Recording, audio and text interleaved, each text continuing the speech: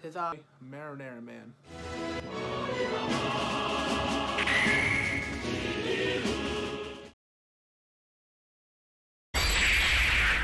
'Tis I. What's up, everybody? Glad to see you back. Glad to see you looking fresh. So, today we're going to talk about the Game Awards. Happened last night. Great show. Right off the bat, what I expected to happen did happen. There were a lot of awards that were just kind of handed out pretty quickly. Handed on to the next one pretty quickly with just some smattering of applause.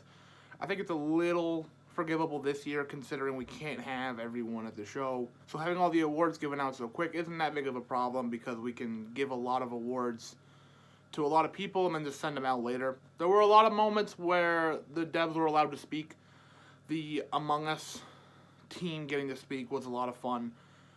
Getting to hear a smaller team get to be given such big awards. Feels a lot like when a smaller film wins an Oscar and you see the true excitement of the people winning as opposed to just a celebrity accepting an award. So Game of the Year being Last of Us 2, it's not surprising. It's not my pick if you saw my previous video, but it's not surprising. I'm not upset, really. I think that there were more deserving picks. But that's just my opinion. If you think Last of Us 2 is the best game of the year, that's obviously your choice. No one's going to tell you any different. Actually, a lot of people are going to tell you different. I'm not going to tell you different. Obviously, I think it winning Best Performance is pretty clear. Laura Bailey killed it. Even with a character a lot of people hate, there's a reason you hate her. So, it winning Innovation for Accessibility is really great as well. I think having that as an award is really smart. It winning Best Narrative and Best Directing, personal points aside, I don't think it deserved those two, but again, there's a personal discussion we want to have, we can have later on The Last of Us 2, but I feel like The Last of Us 2 is pretty talked to death at this point. But like I said, best game overall at winning, I'm not surprised. Especially if you think about it mathematically for a second. Say the game is exactly 50-50 split, which I don't think it's that even, but let's just hypothetically say it is. So we have 50% hate it, say it's the worst game of all time, 50% love it, say it's the best game of all time. So there's a lot of people like me right down the middle. But say there's 50% that hate it, 50% that love it.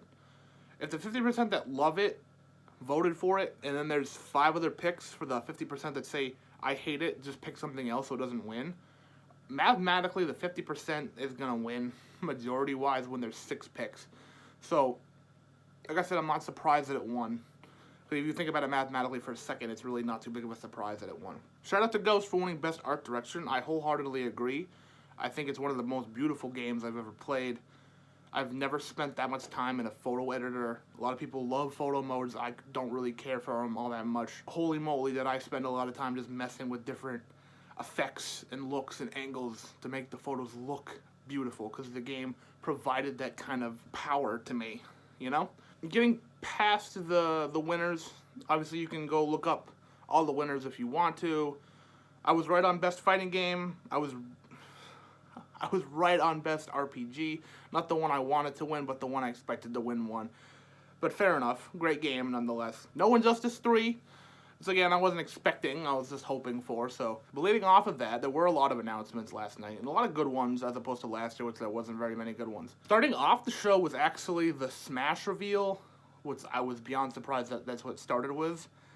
And it being another Final Fantasy VII character was, I don't think anyone expected.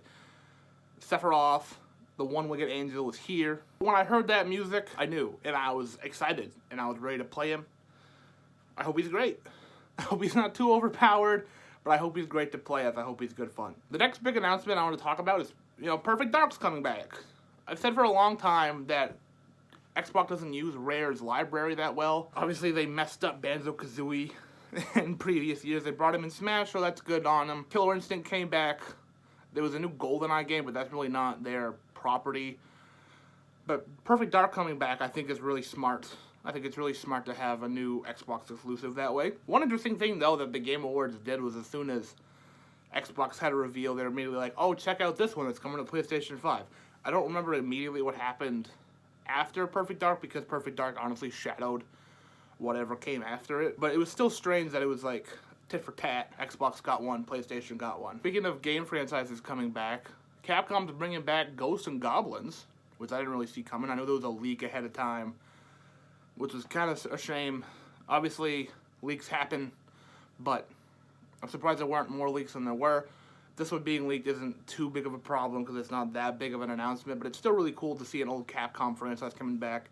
They also have a huge backlog of game franchises that they don't use as much as they could, so it's cool to see this one coming back. One of the coolest announcements they had was a game called Crimson Desert. When it first showed off, they're like, hey, look at this new game from South Korea. I was like, okay, I get it. But then the gameplay lasted like, what felt like 5 minutes. It could have been a lot shorter than that, honestly. But it just kept going and going, and it looked really fun. It looked like it could be really good. So here's hoping. Crimson Desert's great. I love the South Korean film industry, so there's no reason that it can't do well in the video game industry as well. Going off one of the longest announcements, there was a couple of shorter things that I thought were pretty cool, such as the Cyberpunk car coming to Forza Horizon 4. I love that Forza does this. They put in cars from other video games in it. It brings a lot of fun to the game. I love Forza. Can't wait for Forza Horizon 5 whenever that comes out. Maybe that'll compel me to buy the new Xbox. Probably will. Also, Swedish Chef is coming to Overcooked, which I think is a lot of fun. I think it's pretty cool. Obviously, it's only the new version of Overcooked, but I'll probably get the new version of Overcooked. I love Overcooked, so seeing Swedish Chef in the game is a lot of fun. And also, there's a new Among Us map, which looks cool. There's ladders, which I'm sure for anyone who hasn't played Among Us is like, why is that a big deal? Ladders are new. New map. A lot more fun to happen in the game. I'm excited to play it with my friends. One of the weirdest I can't even say this. One of the weirdest announcements that happened, Ark 2, starring Vin Diesel as like a caveman. I was confused the whole time this was happening. I didn't even piece together it was Ark because I was so floored that it was Vin Diesel just as a caveman punching like demon cavemen, and then a T-Rex showed up. There's a lot happening in this trailer. Also, is this Ark game like a single-player game, or is it still multiplayer? And also, there's an animated series coming. There's a lot to do with Ark. So if you're an Ark fan, get excited. I don't know. I played Ark. I wasn't a huge fan of it. I love dinosaurs, though, so if this is a single-player game, that'd be pretty cool.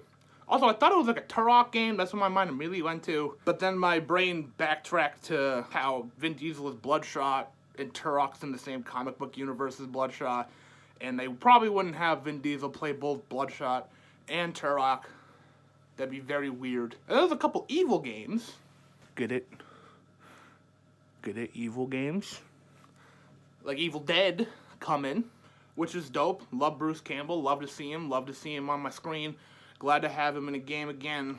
And then there's another game called Evil West, which I feel like not enough people are talking about. When this game was starting to be shown off in the cinematic, I was like, yo, a new cowboy game. Dope. I love Red Dead. Have more Western games. But then all of a sudden, it started transforming a little bit. You got Western game, and instead of fighting other cowboys, he's fighting vampires. Already enough, you sold me. Good on you. And then all of a sudden, he's got Wolverine claws. Holy moly, I'm starting to really like this. Look at this game. And then all of a sudden after that, he's shooting lightning. Whoa, boy. Talk about, like, immediately becoming one of my most anticipated games of next year. It's just this weird idea that I'm super excited to try out. Looking forward to playing that on the PlayStation 5 at some point next year. The final big announcement I want to talk about was the final announcement of the show. Mass Effect will continue, which is the vaguest trailer I've seen in a long time. Think about Mass Effect, my immediate thought goes to, used to be beloved franchise, dropped the real stinker on the world, and now is trying to continue. I hope for all the Mass Effect diehards that this is more aligned with Mass Effect Trilogy and not Mass Effect Andromeda. I know some people are already calling it Mass Effect 4. I hope it's a Mass Effect 4, and I hope it's not Mass Effect Andromeda 2. Let's just put it like that. So yeah, that's about all the big games that were announced that I want to talk about, plus some of the awards I wanted to talk about. Overall, the show was a lot better than last year. I was excited to talk about it with you guys. I hope to get your opinions on it as well. Here's to 2021. Here's to another great show. Telling you now, Cyberpunk will probably be nominated for Game of the Year already. Putting money on it. But yeah, thank you so much for checking this out, and I will see you again at some point.